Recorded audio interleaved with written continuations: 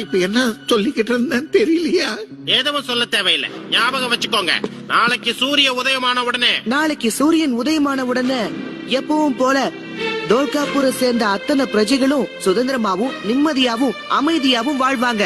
எதிரி சேனைக்கு நாங்க குடுக்கிற தகவல் இதுதான். சீக்கிரம் இந்த தகவலை போய் சொல்லு. அப்படியா? அதுக்கப்புறம் எச்சரிக்கலைன்னு வருத்தப்படுறதுல அர்த்தமே இல்ல. ஐயோ,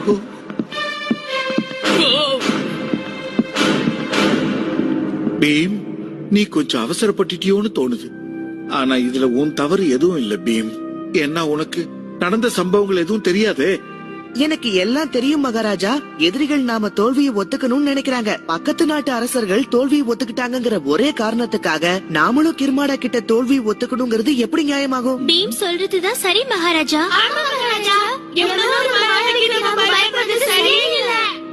அம்மா, சரி மகாராஜா, நீங்க என்னமோ சொல்ல வந்தீங்களே அதை சொல்லுங்க. தயங்காம சொல்லுங்க. அத நான் சொல்றதை விட அந்த ஒற்றனே சொல்லட்டும். அந்த ஒற்றனை உடனே அவைக்கு வர சொல்லுங்க. அரசருக்கு வணக்கம். நீ பார்த்த காட்சியை விளக்கமா சொல்லு. மகாராஜா, நான் கொண்டு வந்திருக்கிற இந்த கெட்ட செய்தி மகாராஜா, நான் பார்த்த காட்சியை தான் சேனாதிபதி கிட்ட சொன்னேன்.